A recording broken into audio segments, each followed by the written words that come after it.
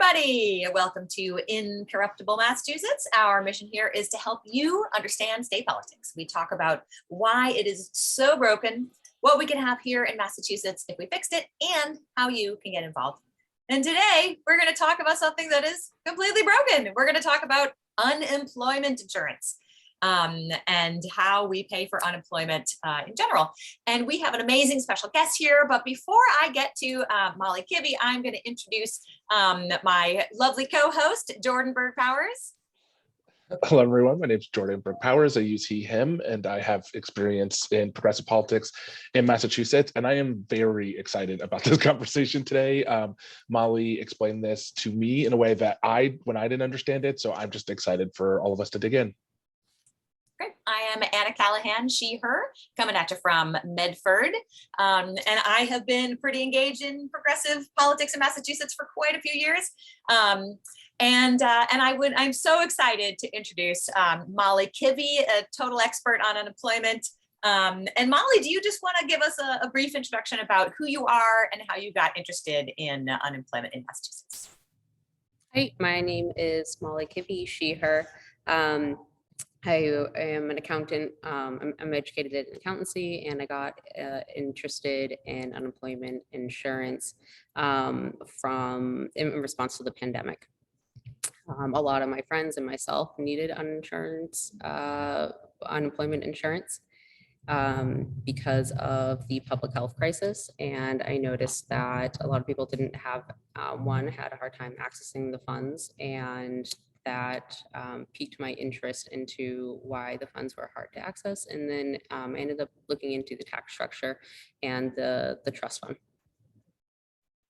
Okay, so first, just to get people interested, obviously throughout the pandemic, it's been crazy important for people to be able to get unemployment with the lockdowns and restaurants closing and everything closing. A ton of people were thrown out of their jobs. But I think what I learned from you, I think what both of us learned from you is that our whole system of unemployment in Massachusetts is totally broken, unfortunately. And Molly, can you tell us some of the ways in which it is really, really broken? So unfortunately, the Massachusetts Unemployment Insurance Trust Fund, it was not ready for recessionary times, never mind emergencies like the public health crisis. And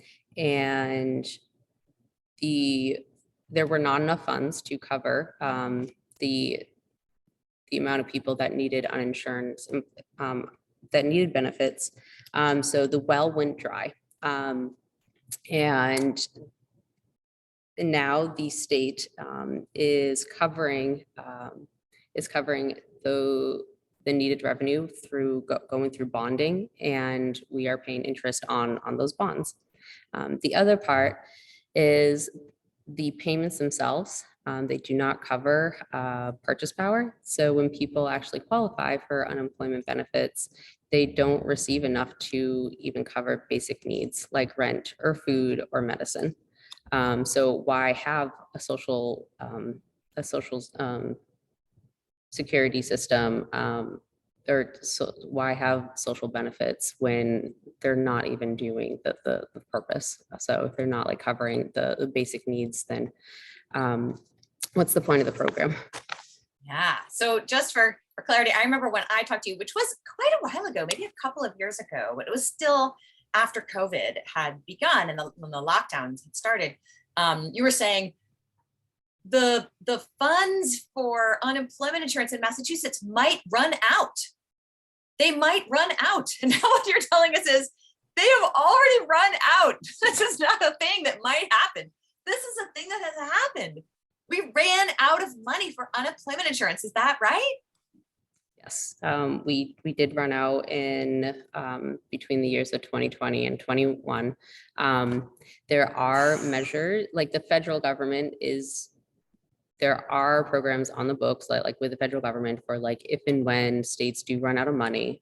So the states are eligible to borrow funds from the federal government so that payments can keep flowing. But it's just very unfortunate that Massachusetts let it get to this point. For decades, the tax rate the tax rate has been regressive and not high enough to actually collect enough revenue. And the tax base has been extremely low, leading it to be regressive and not collecting enough money. So yeah, and we, in 2008, we didn't run out of money, but we had a situation where we were getting close to it. But the state did even decided then not to really dig in and like fix the program. They just kept giving tax break after tax break. The state actually calls it a tax freeze. And every year the state legislature decides to reenact this, this tax freeze, which businesses, it sounds lovely, but it's kicking the can down the road, and the program is still regressive. So if they were to just like reform the program, small businesses would be paying less, and high earning individuals would be paying their fair share, and we would be collecting enough money. Okay, so When you say, yeah, go ahead. When you say high earning individuals, you mean like the Walmarts, the Targets, the like larger businesses? So the way the tax works is the employer is taxed based on the employee's salary. So when I say high earners, I'm talking about the banks, the insurance companies, the tech firms who have employees that are making $180,000+ a year. Right now, on an individual who's making $180,000 a year, only the first $15,000 of their salary is being taxed. So to be clear for regular people, this is bonkers. The reason that the legislature doesn't want to fix this is that it would require some of these businesses to pay more taxes, and the people who would likely pay the larger taxes are some of these the hospital systems, the tech industries, some of these people who have higher earners. And you know, another way of saying that is all the people who have power in the state, and the people who are being hurt are people who need unemployment. And it's even more bonkers because they're only taxing the first 15,000. So it's really like a lot of people who are getting untaxed in this system that is hard for us to fathom how dumb it is. And it also sounded like from what you said, that when you say we have a regressive tax system, that small businesses are paying higher rates than large businesses. Yes. Because of the tax ceiling and because of the tax rate, small businesses burden like a higher tax liability. So with the tax rate, Massachusetts has chosen to use an experience rate system, which Massachusetts does not have to choose to use the experience rate system. So when a business uses unemployment insurance a lot, their tax rate goes up. They are called a heavy user. The issue with this is heavy users, they tend to be in industries that are essential, and they work a lot, like it's a lot of people to people interaction, and our society like really needs these industries. It's like restaurants, and it is the construction industry. So this experience rate system, it ends up hurting smaller businesses, and it hurts the industries that we really need for like society to function. So if I would rephrase it, experience rate system, that sounds like, it doesn't even sound like what it is to me. Like when I hear experience rate system, it's like, oh, the more experience you have, blah, blah, blah. It sounds like what they're saying is like punishing you for using unemployment. Yes. If you have employees who need unemployment, then we're going to punish you and make you pay more for the next employees to be able to get unemployment. That's insane. And the rationale behind it is it's a deterrent mechanism in like economics. So like if we punish you with higher fees in the long run, we are deterring you from scamming the system, and two, using the system. But with this type of structure, we end up punishing businesses at the very time we can't afford to punish businesses, and that's during recessions. Ugh, yeah. Crazy. So let me ask you this. It sounds like there's a ton of things that are broken in the system. Like if we obviously need to reform the system just to be able to pay for it. And now, since we have already run out of money, we're like paying huge interest rates, which we would not have to pay if we just fix the system. And also it's totally regressive, and small businesses are paying more than large businesses, and all these things are broken. So is Massachusetts like alone in this? And how long has this been going on?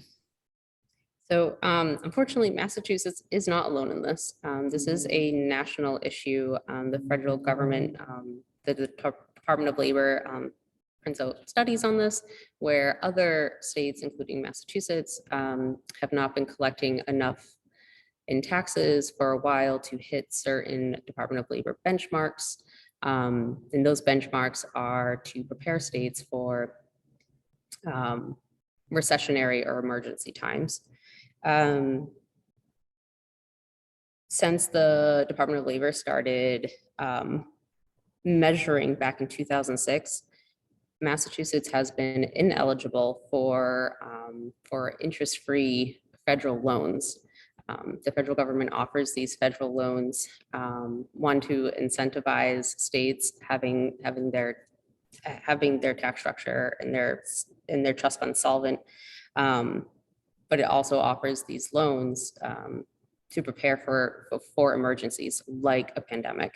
Unfortunately, Massachusetts didn't qualify for these interest-free loans, so we had to go out for bonding, and now are paying interest on those bonds.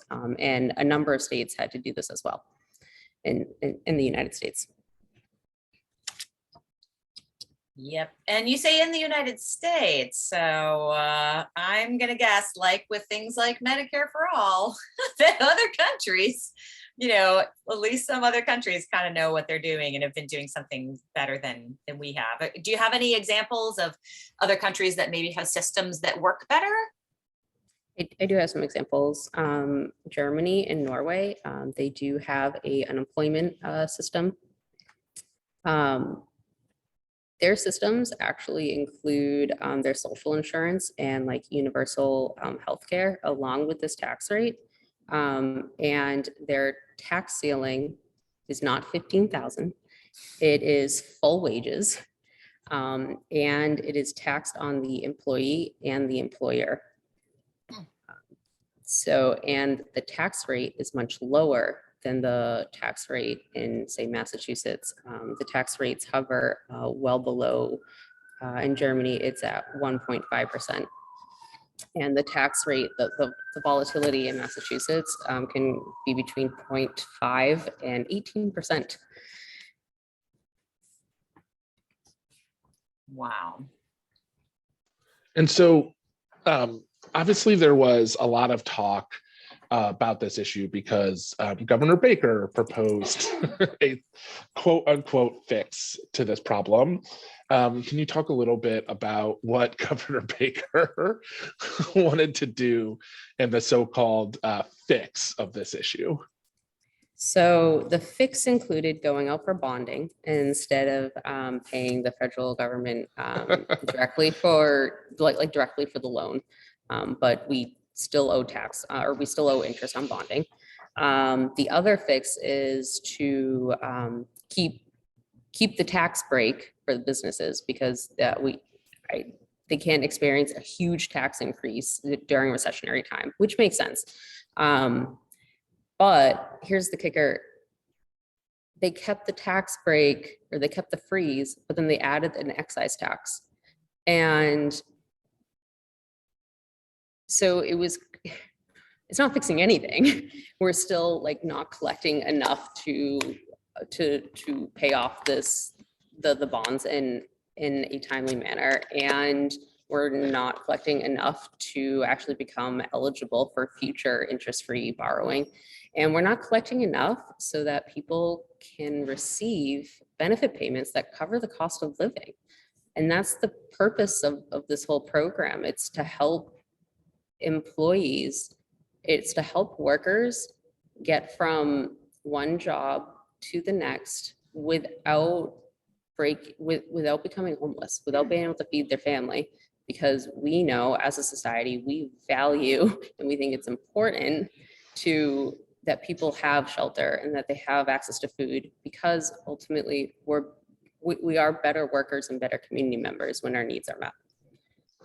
I mean, and to be clear, we're these corporations, these profits, they're making record profits. We could ease themselves into that. We could ease them into it by, I don't know, raising the rate, raising the amount that's taxed $1,000 a year, right? Like there are ways, if we were serious about providing unemployment insurance, that we could do this in a way that doesn't cause economic shock. It's just that the people in power don't want to do it. So they won't do the right thing.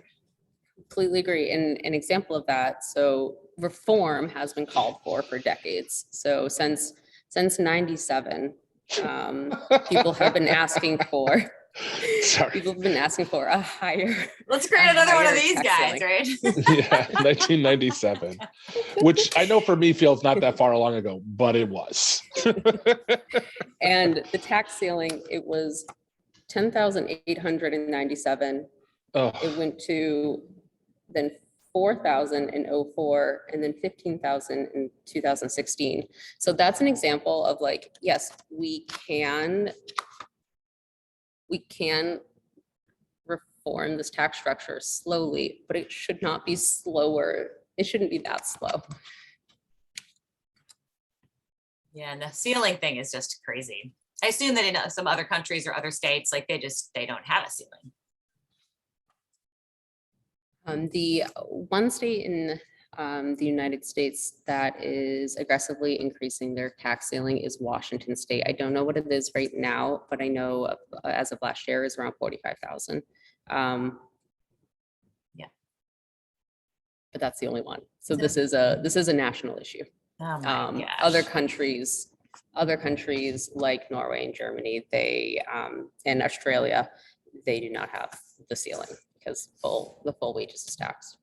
Yeah, exactly. I know that you have spent a couple of years trying to get some of these changes, even just on the agenda of the state legislature. And I'm curious if there's anything that you heard from people in the legislature, and we don't need to name names or anything, but like if there's any things that you heard that surprised you as you were talking to people. Was there any pushback that you thought was, not what you expected?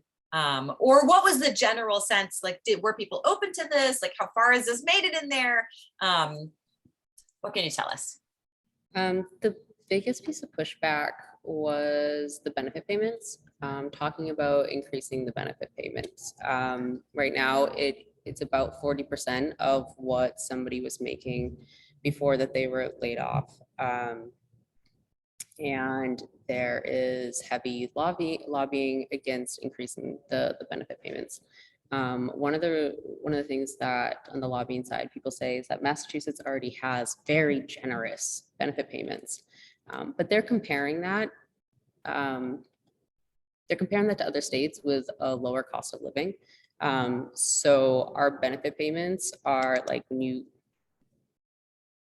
you compare cost of livings, we're not even, Massachusetts is still just as low as other states. So I was fairly surprised that the legislature wasn't more excited to think about what people need in their pocketbooks to pay rent and to pay food. The other piece is that this tax structure and the benefits in the system, it's so large that it's hard to reform. So it's kind of like everybody is afraid to like roll up their sleeves and like, let's figure out a long-term solution and let's dig in. The sense that I got was, let's just do small measures just to get through the next fiscal year. Yeah. And as far as solutions, what do you recommend? Like, what are some of the things that you think should be changed? I believe that the experience rate system, it should be abolished. The punishment system. Yes, yeah. It's just not needed. It would make things simple. It would make the tax rate proportional, and it would bring in more revenue. I believe that the benefit payments, they should consider purchase power more, instead of completely impoverishing people when they are at their most vulnerable. And then I think that the tax base should capture full wages rather than the first $15,000. Yeah.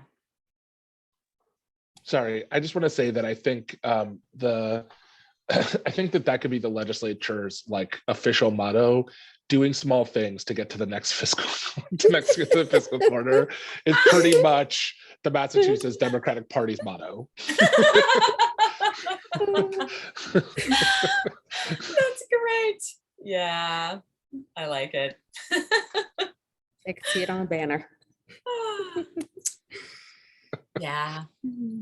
And is there anything that that listeners or viewers can do? Can they? Is there anything they can join? Is there anything that they can, ask their elected officials to do? You can always email your state representative and your state senator. Say that you care about taxation. You want it to be proportional, and you want unemployment insurance benefits to cover the cost of living. There's also a website people can visit, unemploymentinsurancereform.org. There's a newsletter sign up list. There's a full proposal. There's a fact sheet, and more ways to engage with this topic.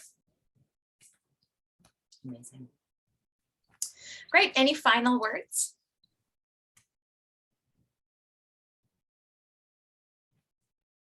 It's so great to have you. I've really enjoyed over the last few years just talking to you about this, I think, complex issue, but super important issue. And thanks for breaking it down and making it so understandable for everyone. Thank you for your time, Anna. Thank you for your time, Jordan. And thank you for the opportunity to talk about unemployment insurance reform. Thank you for your advocacy on this. Like, no one else I saw really pick it up like this and explain it and really head off some of the really bad ideas that are trying to be pushed out there. So thank you for your advocacy on this. Of course. Fantastic. We will see everybody next week.